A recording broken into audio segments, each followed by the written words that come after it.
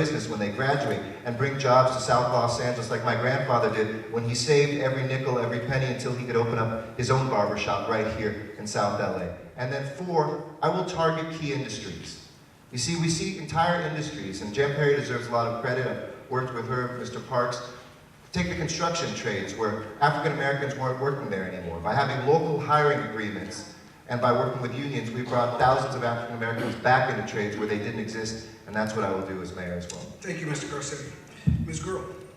So as we look forward to a community that needs to have those jobs, we have to look at 1, help small businesses, 2, provide the kind of incentives that are necessary, 3, reduce the business tax so people can feel competitive, 4, provide the kind of educational opportunities, as I mentioned earlier, that should depend on your zip code, and 5, the importance of training our workforce for the future.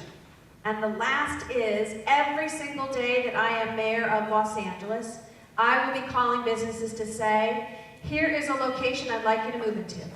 Here is the kind of funding that we think is necessary using our community development block grant dollars, using our Section 108 dollars, and making sure that we advocate on the federal level like I did as someone from the Department of Housing and Urban Development to provide the kinds of monies that were necessary.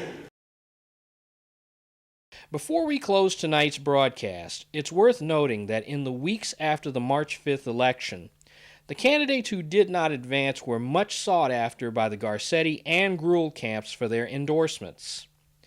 The 3 remaining candidates made the following endorsements. Jan Perry, who had appeared on Newswire LA before the primary, elected to endorse Eric Garcetti for mayor. Emmanuel Pleites, another Newswire LA guest, also chose to endorse Eric Garcetti. Finally, and one of the most sought-after endorsements would come from candidate Kevin James. Kevin James, in many ways, shook up a race that was otherwise a yawner among most Angelenos. His strong and solid third-place finish made him a force to be reckoned with. In the end, and after much soul-searching, Kevin James opted to endorse Eric Garcetti for mayor. What does that mean for Wendy Greuel? Well, who knows at this point. She's trailing Garcetti by several percentage points and has not been successful in attracting the important Latino vote nor the female vote. It's curious that she's not pulling in the female vote because if she were elected mayor, she would be the first female to sit in that seat in Los Angeles city history. She does, however, have several high-profile endorsements in the likes of former President Bill Clinton, Senator Barbara Boxer, Irvin Magic Johnson, and former Mayor Richard Riordan.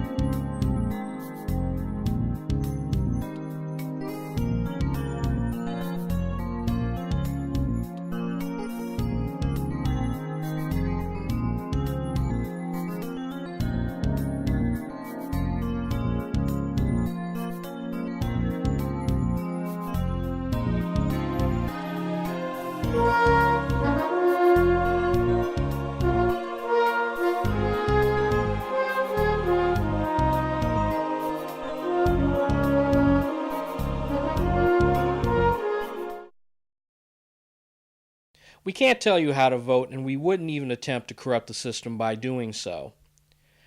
What we do hope is that we've put some perspectives on the issues and given you some things to think about. Until next week, we want to remind you that to follow everything Newswire LA, look us up on Facebook and Twitter at Newswire LA. We're leaving you with images from tonight's forum. I'm Chin Thomasanksi saying good night, and we'll see you back here next week.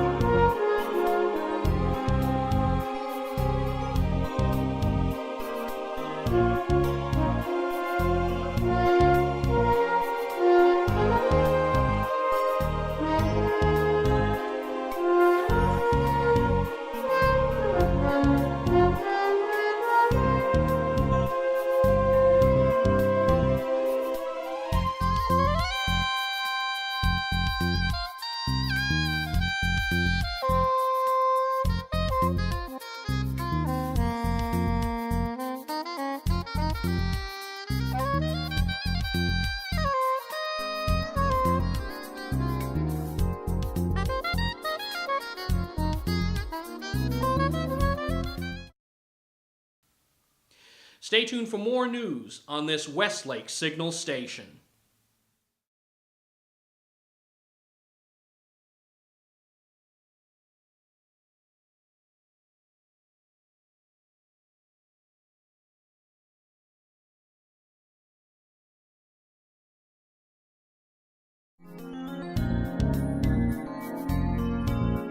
And now, a Newswire LA editorial.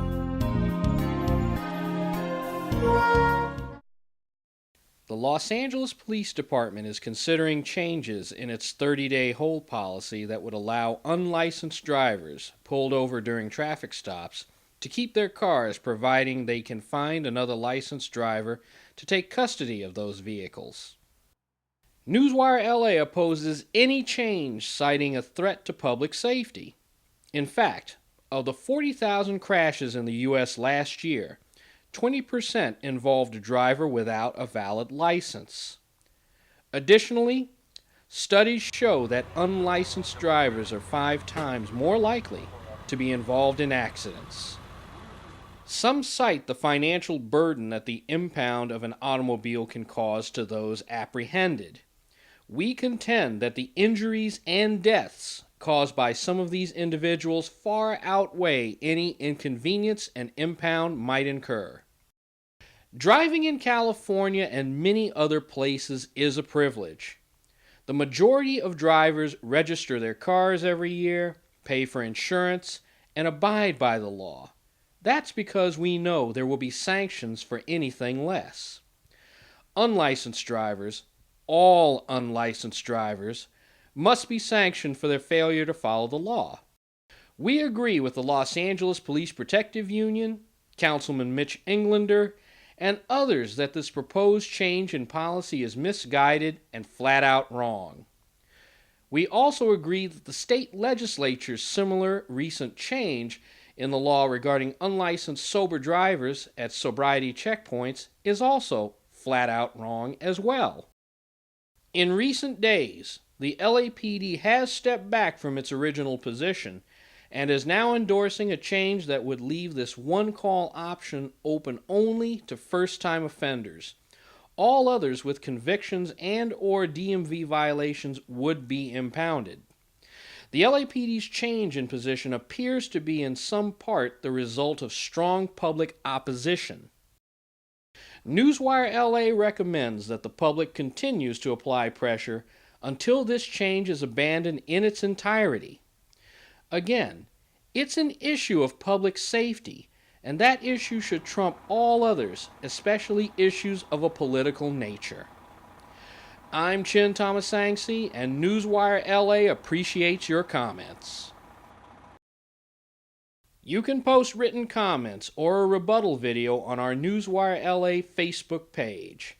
The best of those could be used in a future broadcast or rebuttal segment. You can also send us comments via our email system.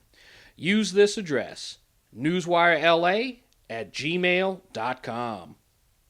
Comments and videos must adhere to general broadcast standards for content and language. Newswire LA reserves the right to remove content that does not adhere to these standards.